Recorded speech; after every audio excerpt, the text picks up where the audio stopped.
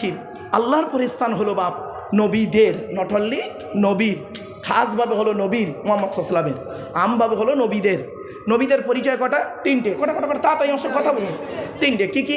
এক নম্বর, যিনি নবী হবেন তার চরিত্র উত্তম হবে। পৃথিবীতে আল্লাহ যত নবী পাঠিয়েছে বাপ, প্রত্যেক নবীর চরিত্রকে আল্লাহ পাক উত্তম করে পাঠিয়ে, জোরে বলুন। দুই নম্বর, যিনি নবী হবেন তার উপরে আল্লাহর তরফ থেকে ওহী নাযিল হতে হবে, ওহী নাযিল হতে হবে। তিন নম্বর, যিনি নবী হবেন তার দ্বারাই অলৌকিক ঘটনা ঘটতে হবে, একটা হোক বা 50টা হোক। পৃথিবীতে যত নবী এসেছেন প্রত্যেক নবীর মাধ্যমে আল্লাহ পাক 1 থেকে 50টার ভিতরে মুআজিজা বা অলৌকিক ঘটনা দেখিয়েছে। আর আমার নবী বিশ্ব নবী মুহাম্মদ সাল্লাল্লাহু আলাইহি ওয়াসাল্লামের মাধ্যমে আল্লাহ পাক কী করেছেন? 4,500 মুআজিজা দিয়েছেন। সুবহানাল্লাহ। সেই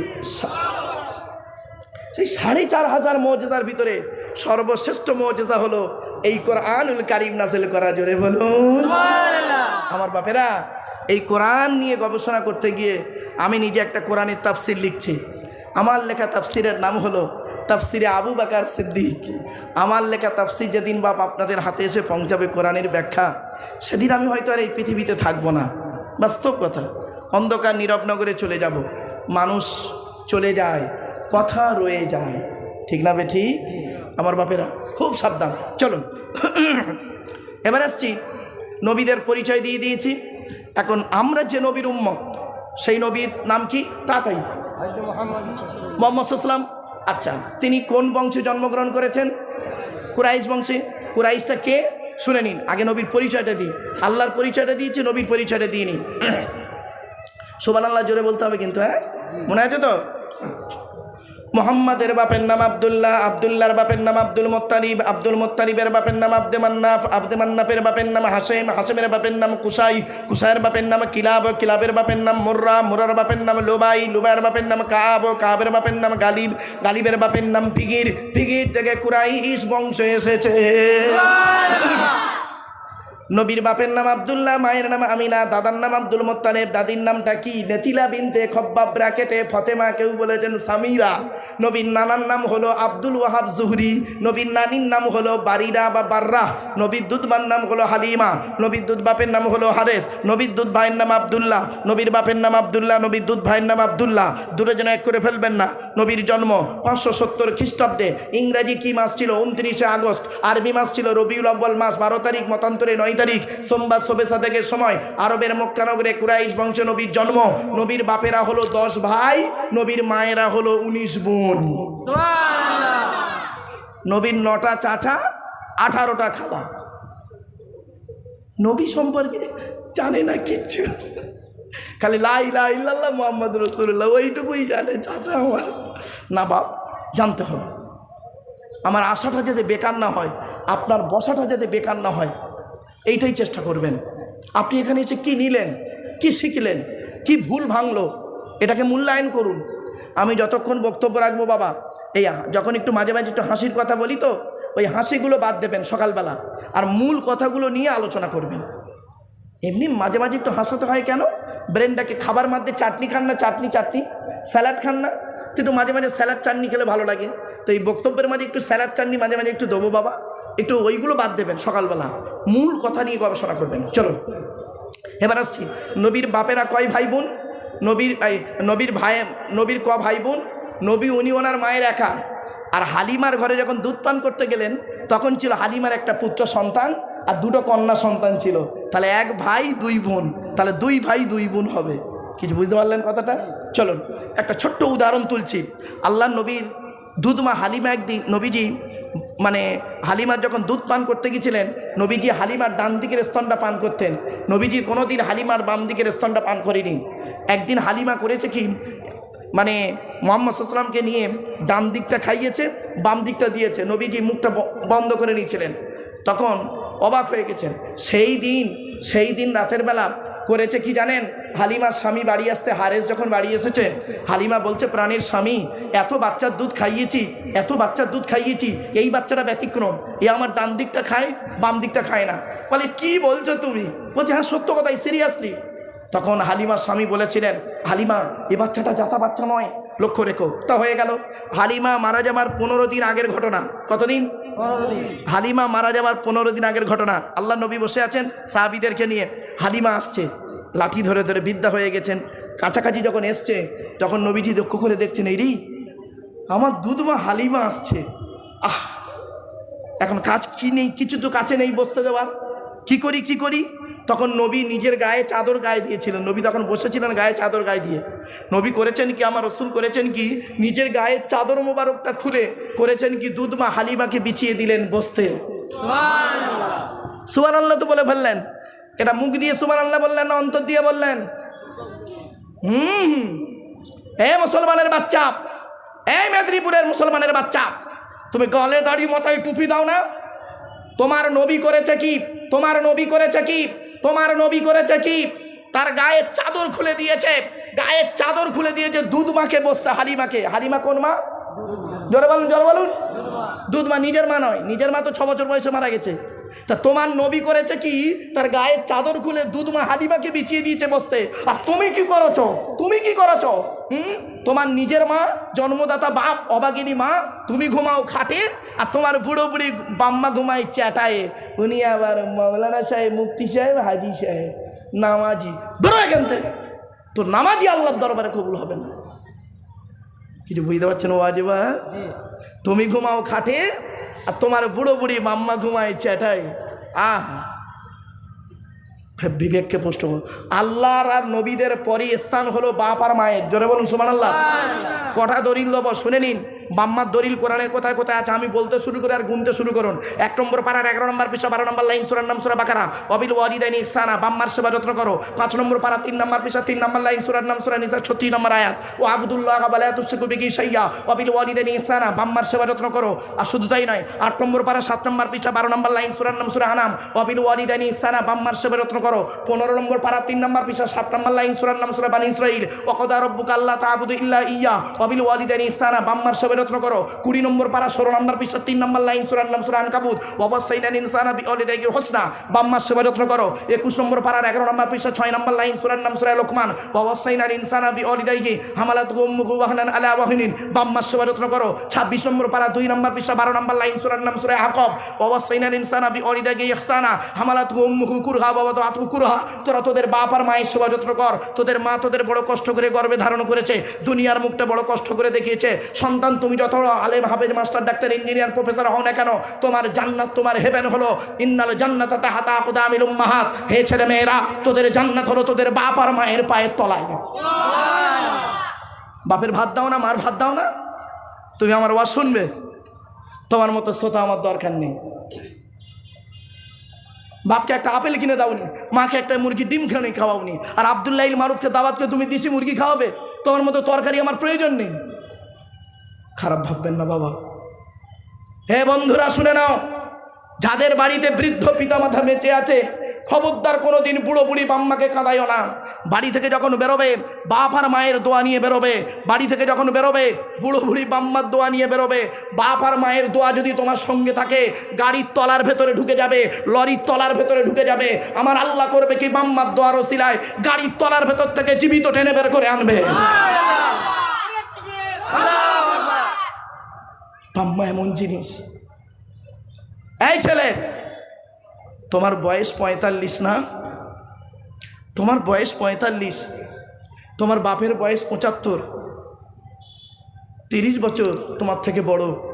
75 বছরের বুড়ো মানুষটা একটু ভুল করে ফেলেছে, হয় না? আরে ভাই বলুন না, বুড়োরা এমনিতেই তো 75 বছরের বুড়োগুলো দেখবেন বাচ্চাদের মতো তাদের চালচলন। আল্লাহই করেছে, কোরআনের মালিক বাবা, কোরআনে আছে সব ঘটনা।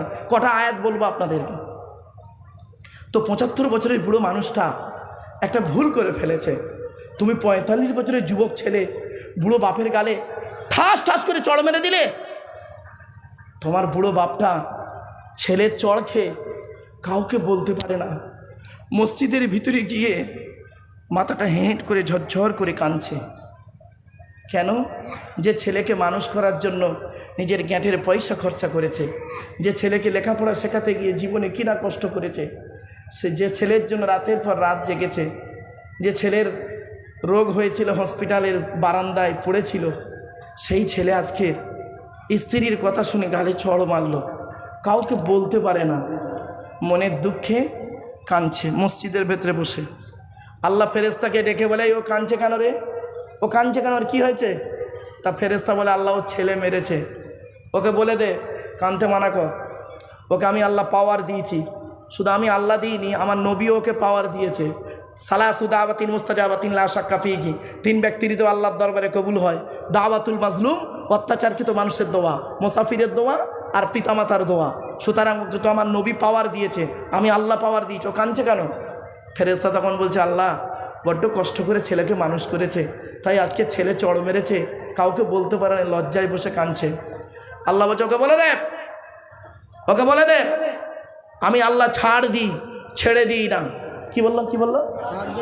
ছাড় দিই, ছেড়ে দিই না। যা তুই মরে যা, মরে যা।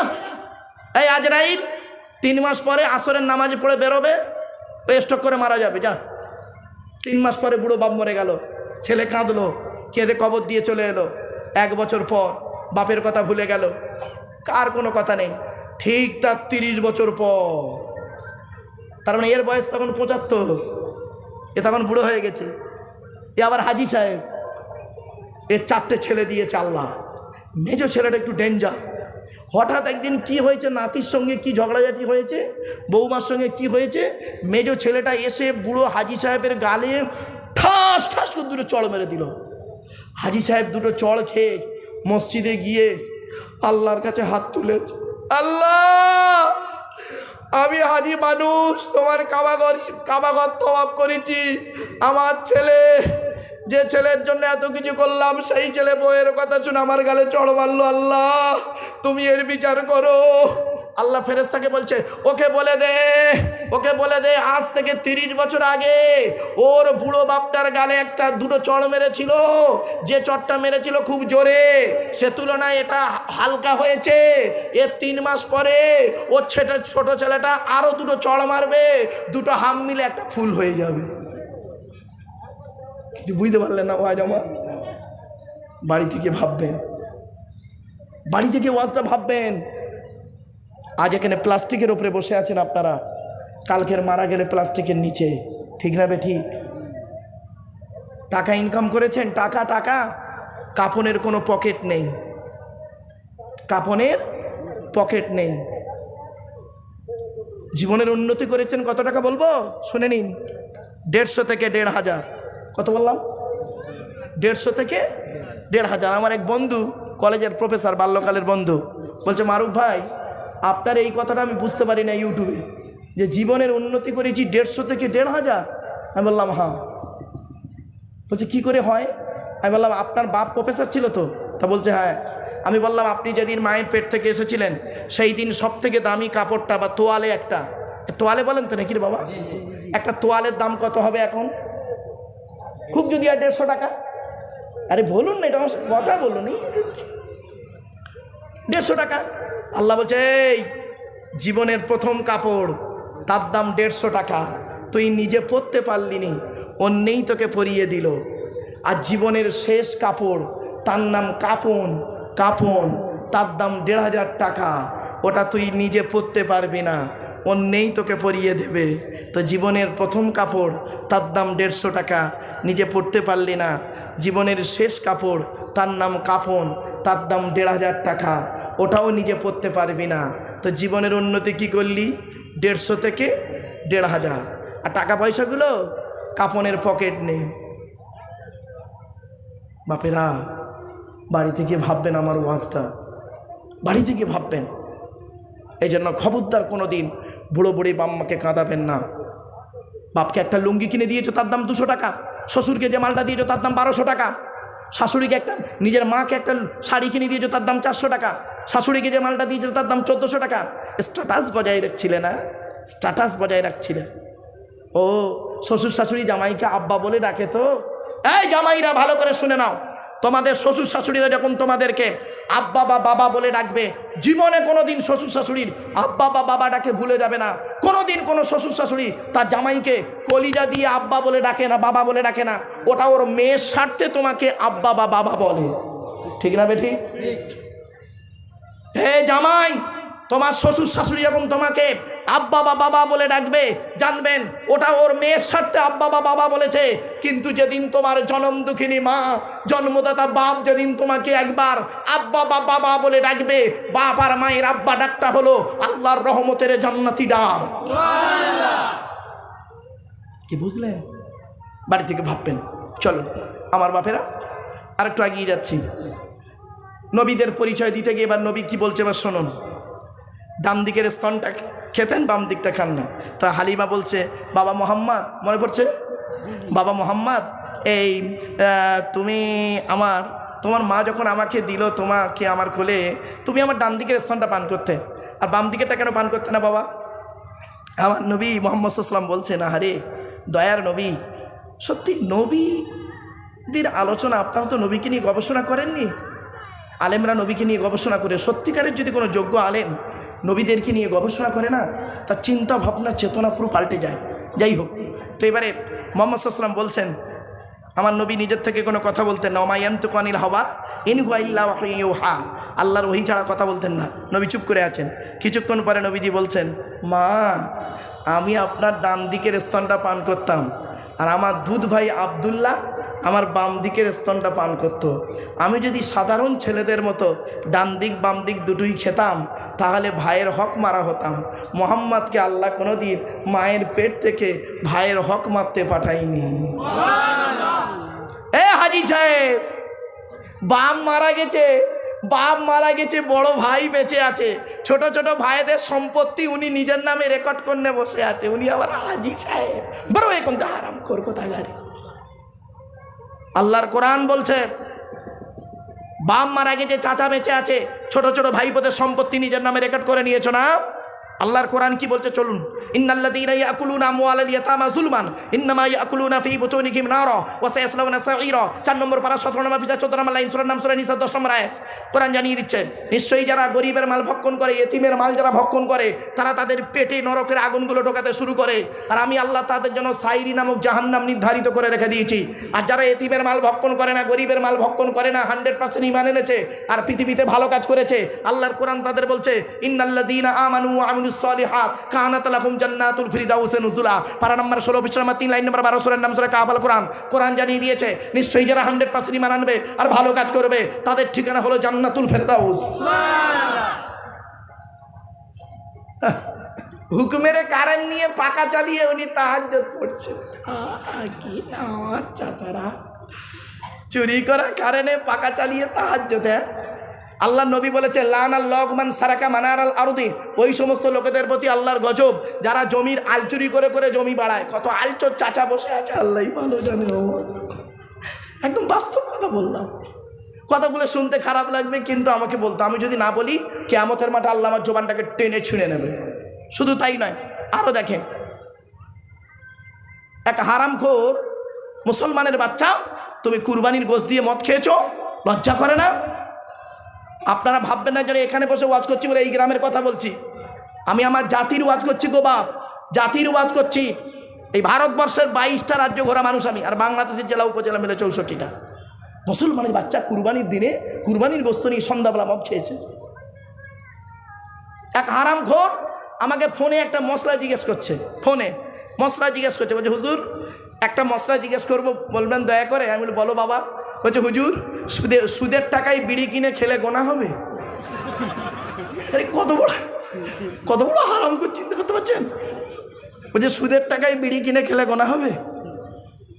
আমার গ্রামে এক বাপ, সে মারা গেছে, আল্লাহ তার কবরে ভালো রাখুক, মদ খেয়ে বাড়ি আসছে, জানেন, মদ খেয়ে বাড়ি আসছে। আর আমি স্কুল থেকে বাড়ি ফিরছি, তা দেখে আমাকে দেখতে হুজুর আসছে, ও মদ খেয়েছে তো, হুজুর আসছে দেখে রাস্তার দিকে উল্টো দিক করে, মানে রাস্তার পেছন করে দিল। এবার আমি বলি, ওর সঙ্গে কথা বলবো। আমি বলছি, হা বাবা কেমন আছো? তখন ও এরকম করছে, মানে চলে যান, আপনি চলে যান। এবার আমি তো যাইনি, আমি বলছি, বাবা একটা, আমি বলি এই সময় সুযোগ একটু বলি দুটো কথা। আমি বলছি, বাবা একটা কথা বলবো বাপ। ঠিক এইভাবে আমার ভাষাটা দেখো, বাবা একটা কথা বলবো। বাপ তো চলে গেল, মাও চলে গেল, তুমিও কদিন পরে চলে যাবে, আগে আর পরে, এই তো বাপ। তাই এই খাবারটা না খেলে হয় না বাপ। ছেড়ে দাও না বাপ, কবরে কি জবাব দেবে। আমারে কি বললো জানেন? বলছে হুজুর আমি আপনাদের মতো অত বোকা নয়। তার মানে বলছে আপনাদের মতো আমি অত বোকা নয়। আমি কীরকম? বলছে আপনারা তো বোকা মানুষ বলেই তো এই এই মলি সাহেবরা বোকামি করেন। তো আমি কীরকম বোকা বাবা? বলছে মাটি যখন দেন, কবর যখন দেন, কাঁচা বাঁশ দেন। কাঁচা বাঁশ তো নাকি? আরে ভাই বলুন না, কাঁচা বাঁশ দেন। নতুন বাঁশ আপনাদের দিতে কে বলেছে? আপনারা বোকা বলে কাঁচা বাঁশ দেন। আমি আমার ছেলেদের বলে যাব, আমি মরে গেলে যত পুরাতন বাঁশ আছে সব দিয়ে আমার কবর দিবি। এতে লাভটা কি? বলছে ফেরেশতা এসে তো 3টে প্রশ্ন করবে। 3টে প্রশ্ন করার আগে আমি ফেরেশতাকে বলবো, ওবে এই কবার প্রশ্ন করবি বে, কবে এসছি দেখ, বাঁশ পুরো পুরাতন হয়ে গেছে। চিন্তা করতে পেরেছেন? এরকম মানুষ পৃথিবীতে আছে জানেন? এক হারামখোর, কথা বলবো, এক হারামখোর আমারে বলছে হুজুর আপনি সন্ধ্যা থেকে ওয়াজ করছেন, 4 ঘন্টা ওয়াজ করলেন, খাবার দোয়া, মসজিদে ঢোকার দোয়া, বেরোনোর দোয়া, পায়খানায় যাবার দোয়া, বেরোনোর দোয়া, সব তো দোয়া বললেন, শোয়ার দোয়া, খাবার দোয়া, সব দোয়া বলছেন, বিড়ি খাওয়ার দোয়া বলুন তো দেখি। আমি তখন বলছি বাবা আমার সত্য কথায় আমি লেখাপড়া করতে পারি, আমার কিন্তু ওই বিড়ি খাওয়ার দোয়াটা মুখস্থ নেই। বলছে আমার জানা আছে, আপনার না জানা থাকে আমার জানা আছে। আমি তো পুরো অবাক। আমি বলছি বাবা তোমার বিড়ি খাওয়ার দোয়া জানা আছে? বলছে হ্যাঁ। আমি বলে ভাত খাওয়ার দোয়া কি? তা আমি তখন বলছি আল্লাহুম্মা বারিক লানা ফিমা রাযাকতানা ওয়া কিনা আযাবান নার। ও বলছে শুনুন, আল্লাহুম্মা বারিক লানা ফিমা বিড়িটানা ওয়া কিনা আযাবান নার। আমি সে পুরো থবে না কিছু গো বাবা। এইরকম মানুষ পৃথিবীতে আছে বাবা, ভাববেন না এ পৃথিবীর সব মানুষ সমান। চলেন আসছি এবার নবী, বিশ্বনবী মুহাম্মদ সাল্লাল্লাহু আলাইহি ওয়াসাল্লামের উপরে নাজিল হলো এই কোরআন। এই কোরআনের পরিচয়টা বাদ দিই। এ কোরআন আল্লাহর তরফ থেকে জিবরাইলের মাধ্যমে হযরত মুহাম্মদ সাল্লাল্লাহু আলাইহি ওয়াসাল্লামের উপরে আরবের মক্কা নগরের নিকটবর্তী একটি গুহাটির নাম হলো হেরা। হেরা নামক গুহাতে 610 খ্রিস্টাব্দে 1 ফেব্রুয়ারি সোমবার কোরআনের প্রথম আয়াত নাজিল হলো। কি? ইকরা, রিড, পড়ো পড়ো পড়ো। আর মুসলমানদের এখন প্রথম বাক্য গেল গেল গেল। এদের পেট শান্তি তো দুনিয়া শান্তি, ঠিক না বে ঠিক? আল্লাহর নবী একদিন বসে আছেন, শুনে নিন, আল্লাহর নবী একদিন বসে আছেন। একদিন করেছে কি, মক্কার মানুষেরা এসে নবীকে প্রশ্ন করছে, বলছে আচ্ছা মুহাম্মদ তোমার ধান্দাটা কী গো? তখন উনি চুপ করে আছেন। তখন একজন পাশ থেকে বলছে ও ধান্দা কি জানিস? ও পয়সা ইনকাম করবে। তখন একজন বলল, ওরা সর্দার যে হেড বলল, দেখো মুহাম্মদ তোমাকে আমরা খুব ভক্তি শ্রদ্ধা করি, সম্মান করি, তুমি সত্যবাদী। শোনো, তোমার যদি উদ্দেশ্য হয় পয়সা ইনকাম করা, তাহলে বলো এই অর্ধেক আরব তোমার নামে আমরা লিখে দিচ্ছি, খুশি তো? আমার নবী বলেছিলেন ওটা আমার দরকার নেই। তা কি চাও তুমি? সুন্দরী একটা মেয়ে, তাই যদি হয় বলো এই আরবের সব থেকে সুন্দরী মেয়ের সঙ্গে তোমার বিবাহ দেব, খুশি তো? মুহাম্মদ সাল্লাল্লাহু আলাইহি ওয়াসাল্লাম বলেছিলেন ওটাও আমার দরকার নেই। তা কি চাও তুমি? আমার নবী চুপ করেছিলেন। কিছুক্ষণ পরে আল্লাহ পাক জিবরাইলকে বললেন, জিবরাইল চলে যাও। জিবরাইল এলেন, কোরআনের এই আয়াত তখন নাজিল হচ্ছে। কি বললাম? বল নবী তুমি বলো রব্বি জিদিনি ইলমা, রব্বি জিদিনি ইলমা। এজাফাতের জন্য ইয়াটা পড়ে গেছে, রব্বি ছিল, ইয়া ছিল বাপেরা। তো রব্বি জিদিনা কোথায় আছে? 16 নম্বর পারা 19 নম্বর পৃষ্ঠা 2 নম্বর লাইন, সূরার নাম সূরা তহা। আল্লাহ পাক বলছেন রব্বি জিদিনি ইলমা। নবী তুমি বলো কি চাও? ওগো আল্লাহ তুমি আমার জ্ঞানকে বাড়িয়ে দাও, জ্ঞানকে বাড়িয়ে দাও, জ্ঞানকে বাড়িয়ে দাও। এই জন্যই নবী বলেছিলেন উতলুবুল ইলমা মিনাল মাহদি ইলাল লাহাদ। দোলনা থেকে নিয়ে কবর পর্যন্ত লেখাপড়া শেখ। যে জাতি লেখাপড়ায় পিছিয়ে সে জাতি সব দিকে পিছিয়ে। শত মূর্খ লয়ে আমি স্বর্গে নাহি যাব, দ্বাদশ পণ্ডিত নিয়ে পাতালেই রব। 100 জন মূর্খ মানুষকে নিয়ে স্বর্গে গিয়ে কোনো লাভ নেই, 12 জন শিক্ষিত লোককে নিয়ে নরকে থাকা অনেক ভালো। মূর্খ বন্ধুর থেকে শিক্ষিত শত্রু ভালো, বলে না? শুনে নিন, এই কোরআনের ভিতরে 82 জায়গায় রয়েছে নামাজের কথা। কত জায়গায়? 82 জায়গায় নামাজের কথা আছে। আর আপনারা কি জানেন 92 জায়গায় লেখাপড়ার কথা আছে, 92 জায়গায় লেখাপড়ার কথা আছে। তা কোন সংখ্যাটা বেশি, 82 না 92? মুসলমান। আর ইয়া আইয়ুহাল্লাযীনা আমানু কোরআনে আছে 88 জায়গায়, 88 জায়গায় রয়েছে ইয়া আইয়ুহাল্লাযীনা আমানু। আর শুধু তাই নয়, সবর শব্দটা সবর শব্দটা হলো কোরআনের 104 জায়গায়। কি সবর করেছেন? সামান্য লকডাউনে কদিন খাওয়া গন্ডগোল হয়েছে, ও বাবা উনি একদম নেতিয়ে পড়েছে, ঠিক না বেটি? আল্লাহ বলছে ভালোবাসা। এই যুবক ছেলেরা, যুবতী মেয়েরা, আজকের এই প্যান্ডেলে আমি আসার আগে আমার গাড়িটা রেখেছিলাম অনেক দূরে, বলি আজ হেঁটে হেঁটে যাব। এরা আমাকে চেষ্টা করেছিল বেচারা মোটর সাইকেল করে আনা, আমি মোটর সাইকেল করে আসিনি, হেঁটে হেঁটে যাব। হেঁটে আস্তে আস্তে অনেক জিনিস দেখা যায় জলসার প্যান্ডেলে ঢোকার আগ পর্যন্ত, ঠিক না বেঠিক? জলসা দিলে আল্লাহর রহমত নাজিল হয়, আর জলসা দিলে আল্লাহর গজব নাজিল হয়। শুনে নিন, কোন জলসায় আল্লাহর গজব নাজিল হয় আর কোন জলসায় আল্লাহর রহমত নাজিল হয়। ওই জলসায় আল্লাহর গজব নাজিল হয় যে জলসায় দেখবেন বক্তা একাই চিৎকার করছে, 10টা বুড়ো মানুষ বেচারা বাড়ি যেতে পারে না বলে বসে আছে। আর ওদিকে দেখবেন মেলা বসে, মেলা বুঝতে পারছেন তো বাবা আমার? মেলা বসে, আমতলা জামতলা বুড়ির বেলতলা বাঁশতলা ঘুগনি দোকান ফুচকা দোকান ইমিটেশন দোকান, হাতে ছামমারা থেকে শুরু করে সন্ধ্যাবেলা কত ইয়াং ছেলে বেরিয়েছে, ইয়াং মেয়ে বের হয়েছে, ইয়াং ছেলে ইয়াং মেয়ে বের হয়েছে, ফোন নাম্বার নেওয়ানি হয়েছে, ফেসবুক টুইটার মেসেঞ্জার হোয়াটসঅ্যাপ হয়েছে। আর কত ভাবিরা বেরিয়েছে কুচিয়ে শাড়ি পরে দেওয়ারদের সঙ্গে ফুচকা খাবার নাম করে, কত ইটিং হয়েছে, সিটিং হয়েছে, ফিটিং হয়েছে, কিসিং হয়েছে। আর ইংরেজি বললুম নি বেশি। তাহলে ইটিং ফিটিং সিটিং কিসিং করার পরে সারা রাত আনন্দ করলো। শুনবেন জলসার পরের দিন কটা ধরা পড়েছে, কটা পালিয়ে গেছে, কটা নষ্ট হয়েছে। সারা রাত আনন্দ করার পরে সকালবেলা ধরা পড়লে ধনঞ্জয়, আর না ধরা পড়লে এনজয়। ওই জলসায় আল্লাহর গজব নাজিল হয়। আর কোন জলসা আল্লাহর রহমত নাজিল হয়?